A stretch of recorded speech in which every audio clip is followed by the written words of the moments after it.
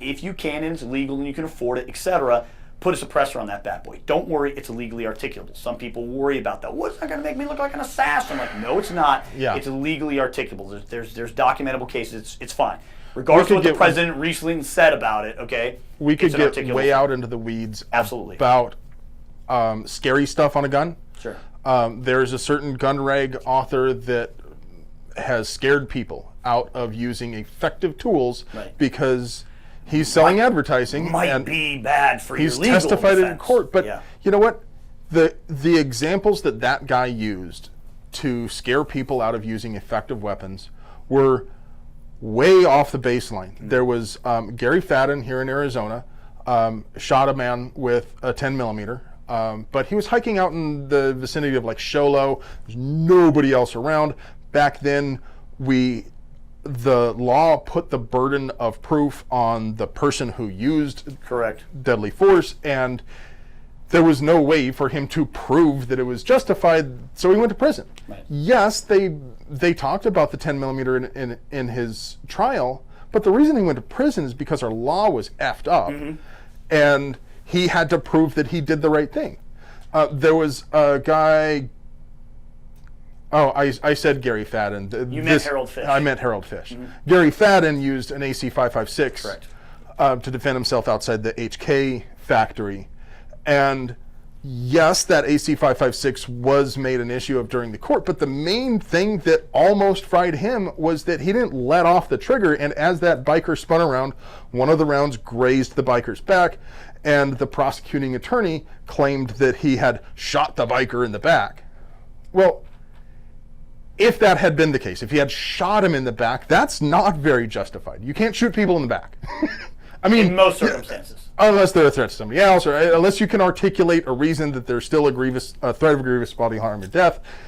Generally speaking, yeah, that's a problem. It would be reasonable to make something of it in court. The AC 556 scary gun wasn't really very material. Pivotal point of that case. No, those are the two main things that they point at every time. They're like, well, this guy went to prison, and this guy almost went to prison. I don't know of anybody who's been convicted in an otherwise justified shooting because they used a silencer or a short-barreled rifle or a scary black rifle or hand-loaded ammunition or any of those other things that the gun rag authors say we shouldn't use. Unless it was in a place where those things were borderline illegal or illegal. That's it. Yeah. That's the only time. Yeah, of course. Don't use illegal things. Don't use illegal stuff. Don't use a small. You don't have to hate it, or you don't have to like it, I mean, but you still have to follow it. Don't put together a 2-liter bottle and right. No. Don't do illegal things to defend yourself. Don't put together a short barrel rifle and not register it. Yeah. Don't take your pistol AR and modify the brace so that it's now not really technically a pistol anymore. Yeah, there's all kinds of things you could do that'll hem you up. But as far as using a legal gun in a legal way, what matters is your actions. And your understanding of the law, which is always an important thing. You probably remember this from the carbine class, where one of the first questions we ask in our defensive level classes is, who can explain self-defense to me in this state? Go. There's 20 students or so standing around. One or two of them are kind of hemming and hawing about it. And it's like, hold on a second. Everyone here is here to learn how to use this firearm for self-defense. And you're telling me you don't even know what the laws are? These are the rules of the game, man. And anyone who said there's no rules in a fight is full of shit. Because I've never been in a fight, civilian, military, or otherwise, where there weren't some type of rules. I don't know, things like rules of engagement, the law. There's always rules. Ethics, right? There's always rules. Physics. There's all kinds of laws. Gravity. There's science laws. There's all kinds of laws that you are going to have to follow. And all kinds of rules, that you're going to have to follow. So there are rules. Know what they are. Know what they are in your state. Know what you can legally do and can't do. Know what you can legally use and not use. And don't mess around with that, because in the event you actually have to do any of the stuff we're talking about here, your second level of self-defense is going to be defending yourself from potential prosecution. And we don't want to scare anybody out of that. Like you mentioned, that gun writer, who I know exactly what you're talking about, who kind of uses it to scare people out of it as a way to sell his training classes. But the idea here is that that's not what we're talking about.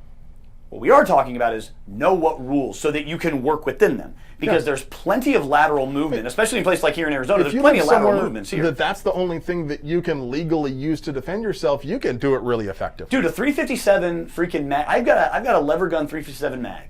holds 11 rounds in the My pipe. wife does too, a Rossi M92. I've got the same thing. Holy cow, is it fun to shoot? Number one, yeah. shoots like a freaking 22 Magnum, and I can run that lever just bam, bam, bam, bam, bam, and you can deliver a ton of 357 mag on target, and that thing 357 is legal. I actually take that gun with me to certain states that surround us where my other guns aren't legal, and that is. And it's 11 rounds of 357. It's not a pistol round anymore out of a 16-inch barrel.